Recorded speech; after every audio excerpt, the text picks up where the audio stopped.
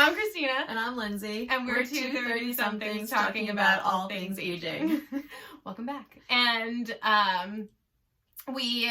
last week we talked about easy ways to care for yourself while caring for a loved one, part 2. Today is part 3. And last week we talked about nutritional ways that you can care for yourself. And today we're going to roll right into the physical and like mental/emotional ways that you can manage your stress in your life while you're caring for somebody else.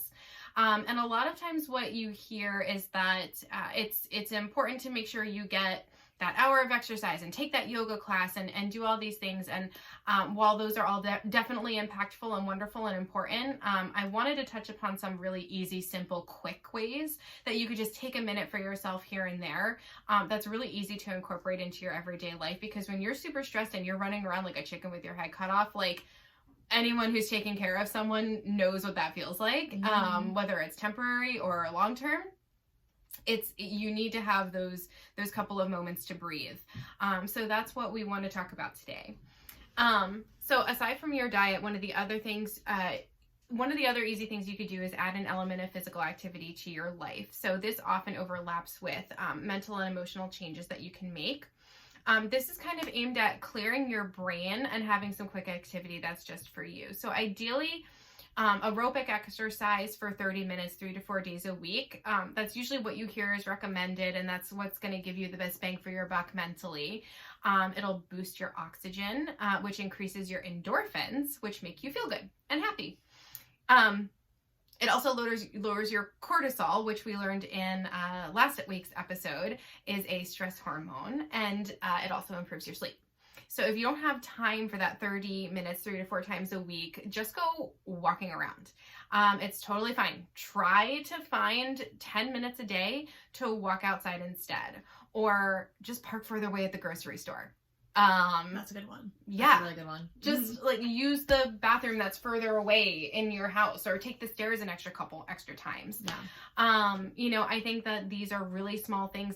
There's small milestones in your day that you can be like, all right, I did that one like extra little thing that was, it was an accomplishment. Yeah. Even if it's so teeny tiny small that it's only for you. Right. But it does make a big impact. Those extra, 10 feet.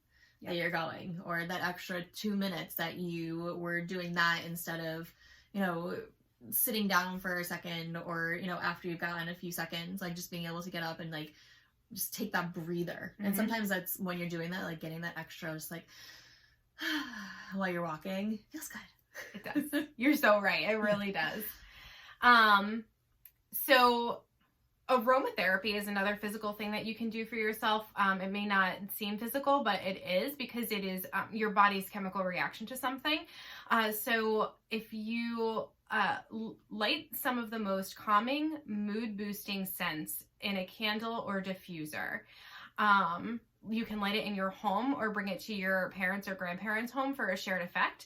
So some of the most calming and most common aromatherapy scents are lavender, rose, chamomile, vetiver, bergamot. Someone help me with that. Someone comment and send me a message how you pronounce that. Orange and orange blossom, frankincense, sandalwood, and amongst others. And they're some of the more relaxing scents. They can decrease anxiety and even help improve sleep. So again, going back to that importance of having a good sleep, that's super important.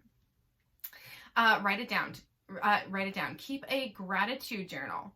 So find 1 minute at the end of the day, or 5 minutes, and really reflect and write down something that you're grateful for in that day. It could be that your dog sat on your lap. It could be that there weren't any clouds in the sky today. It could literally be anything that makes you feel happy, but taking 1 second to do that at the end of the day for yourself can really make all the difference. And it's a purely personal way. It's a purely personal and physical way to clear out what you have been holding in your mind all day. It actually, when writing things down, it's proven that it's taking it out of your mind and it's making it physical and it's getting it out of your body, which is really cool. That is really cool. Chewing gum. This one I thought was so interesting because I was Googling and I was researching, and I came across this one. I was like, and I found it in more than one source. The face. I was like, but I found it in more than one source because it's a purely mechanical behavior that your body needs to target a stress area in the body. Huh. So I thought that was really interesting. So it actually adds to a greater sense of well-being and lower stress levels because it can increase blood flow to the brain and also be, like I said, a purely mechanical behavior that your body needs to release pent-up stress. That's really cool. I like just chew gum. Something that I already do. Right. But I just like kind of make a point to do it some more. Yeah. So, and just be aware that it like kind of is a cool little thing you know in your mind you're doing for yourself. Of course, read a book or listen to an audiobook, just kind of let your mind wander and get lost in something else. And then other physically relaxing activities such as yoga, getting a massage, taking a bath. They are all different ways that kind of relax your body and also boost your energy. And then, of course, check in with yourself and others. I know Lindsay and I, so we're work wives. Yes. I don't know if you knew that, but we're work wives. And we call each other, like, on pretty much almost a daily basis to just get it out. You know, make sure that you're finding that time to talk with a friend or a loved one because that is something that, you know, even if the person just listens, right? Like, how many times are we in a conversation and you just listen, or I just listen, and even if I have nothing of value to offer you, like if you're telling me something, it's just the fact that you're getting it out and it makes it feel better, right? It does. And sometimes just sort of like going, like, sometimes I'll say something out loud to you and I'm like, oh, I guess I really didn't need to over exaggerate on that. Or like, it really wasn't that crazy, or it wasn't that, like, I shouldn't be this angry over it. Oh, okay, like now saying it out loud, or like, you know, just telling you just like took that relief off my shoulders, and like, you know, just being able to get it out there, like, oh, okay, maybe this wasn't so bad, and I can like go on to the next thing. And I think that having that person, like, I like calling it like a vent buddy too, like just someone like just like, guys, I've had a day. Yeah, absolutely. Yeah. And what's really cool about it too is that, and somebody said this to me a long time ago, and I don't remember who it was, because I know that sometimes it's easy to feel like, oh, my friends, I don't want to bother them with my troubles, or I don't want to, you know, burden somebody else with what I'm thinking. But if you don't do that, if you don't give that person the opportunity to be there for you, then they're actually missing out on the opportunity to support you, which I think is such an important thing. Like, if you held back telling me something that was weighing you down, it would take away the opportunity for me to be there for you, and that would hurt me. So I think that's important when you're thinking about, like, you know, talking to someone or venting to someone. Seriously think about the fact that they have a chance to be there for you, and you're giving them that chance by going to them. Yeah. And I think it also is giving them the opportunity to know that, like, you're there for them too, because you're feeling open enough to tell them what's going on in your personal life.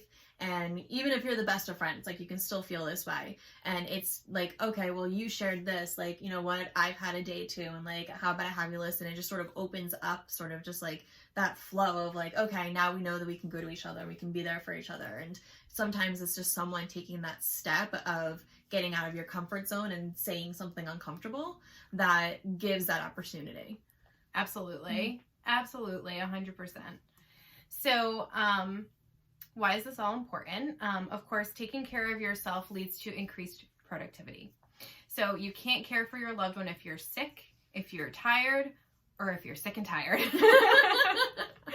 And I say that jokingly, but it's really serious. If you're just fed up with things, what's going to end up happening is you're going to take it out on your loved one, you're going to take it out on yourself, and it's just going to lead to a kind of a vicious cycle of you not feeling well and not being able to properly care for your loved one, and then their health declines and your health declines, and so on and so forth. So these are important pieces to remember in the back of your mind when you are feeling tired, you feel yourself getting to that breaking point, to take a step back and say, all right, what do I need to do? What's that 1 minute thing that I need to do for myself at the end of the day?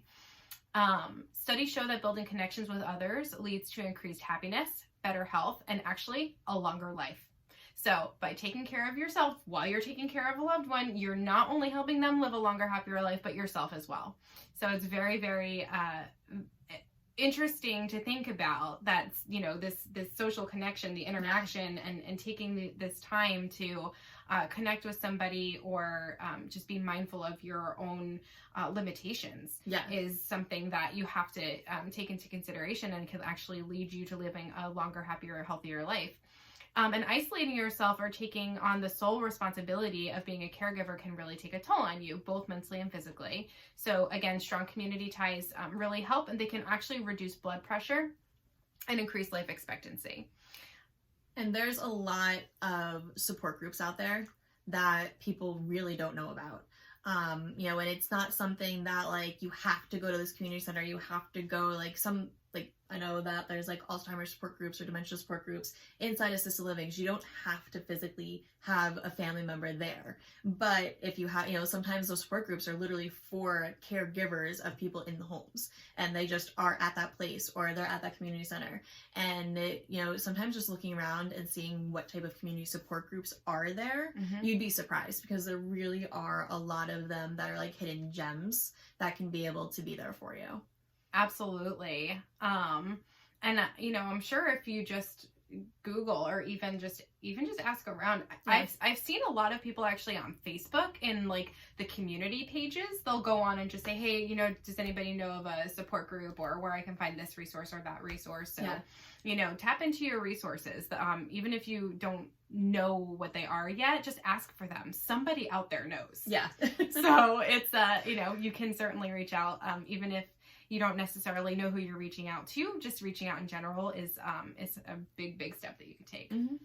And then the last thing, boosting serotonin and endorphins, decreasing cortisol levels through healthy eating and physical and mental activities, have short-term and long-term effects on your health, and allow you to better care for your loved one while maintaining your current life situation and planning for your own future. So that's how we're going to wrap up today. And easy ways to care for yourself while caring for a loved one, parts 1, 2, and 3.